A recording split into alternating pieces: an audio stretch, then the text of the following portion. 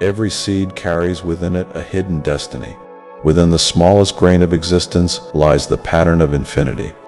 Awakening is the breaking of that shell, the cracking of illusions, the entry into light. And like a tree whose roots first sink deep into darkness before its branches rise toward the heavens, awakening begins in silence, in shadow, in surrender. The fruit does not come at once. It ripens only through seasons of waiting, storms endured, and sunlight received. The fruit of awakening is not a single taste, but a harvest, an abundance of timeless gifts bestowed upon the soul that remembers its own eternity. The first taste, freedom from illusion.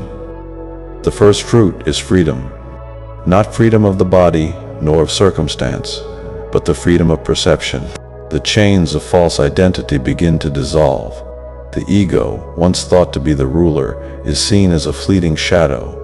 To awaken is to see that the walls of limitation were painted by the mind, that suffering was not born of life itself, but of attachment to the fleeting.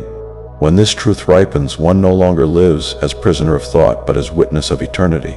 This freedom is not loud. It does not scream rebellion. It is the quiet liberation of a bird who realizes the sky was never closed. The second taste, the fruit of stillness. Awakening births stillness, not the absence of sound, but the presence of peace. In the awakened heart, stillness is no longer something to be sought. It is recognized as the foundation of all things. This stillness is not emptiness. It is fullness beyond measure. It is the silence between thoughts where eternity whispers. It is the calm that remains even when storms rage. The fruit of stillness heals the restless mind, quiets the endless seeking, and reveals the kingdom that was always within. The third taste, compassion without boundaries. From the awakened root springs compassion, not the fragile compassion born of sentiment, but the unshakable compassion of unity. The veil of separation falls away, and all beings are seen as reflections of the same light. One no longer sees strangers, enemies, or others. The heart opens as wide as the sky, and within its vastness, forgiveness blossoms like wildflowers. This compassion does not choose. It embraces the broken and the whole, the dark and the radiant, for all are expressions of the One. The fruit of awakening sweetens the soul with unconditional love, dissolving judgment, birthing service, and awakening the will to heal. The fourth taste, alignment with divine law. The awakened one lives in harmony with laws that govern not just worlds but eternity itself.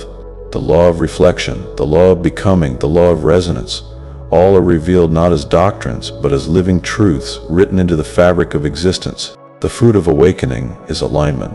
No longer does the soul push against the current of life, demanding, resisting, clinging.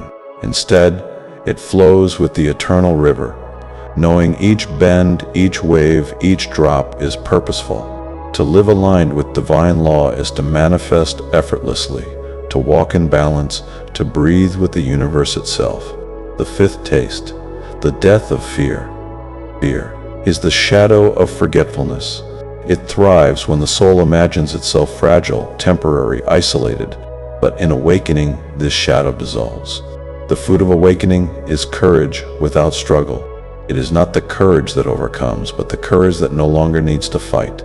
For when the eternal self is remembered, what remains to fear? Death loses its sting, loss loses its grip, and uncertainty transforms into sacred mystery. The awakened one walks unafraid, not because the world has changed, but because the self is unshakable. The sixth taste, radiance of joy. Another fruit blossoms in awakening, joy, not fleeting happiness, but radiant joy. This joy is the natural fragrance of the soul when freed from illusion. It needs no reason, no condition, no achievement. It is the joy of simply being, the joy of breath, of silence, of existence itself. It is the overflowing laughter of creation, the song of stars woven into human hearts. The awakened one does not pursue joy. Joy pursues the awakened, flowing from them like light through an open window. The seventh taste, the expansion of awareness. The fruit of awakening is infinite expansion. Awareness grows beyond the borders of self, beyond the limits of body and time. The awakened one perceives the interconnectedness of all things, the threads of destiny woven into a single tapestry. The mind no longer asks, "Where am I?" but recognizes, "I am everywhere." This expansion is not imagination nor fantasy. It is remembrance. The fruit of awakening is the return of awareness to its native infinity. The eighth taste, service and creation awakening, does not end in self-realization. It blossoms into service. The awakened soul becomes vessel, conduit, instrument of the infinite. The fruit of awakening is the impulse to give, to heal, to create beauty where there is brokenness, to shine light where shadows linger. Creation itself becomes sacred. Every word, every action, every silence radiates purpose.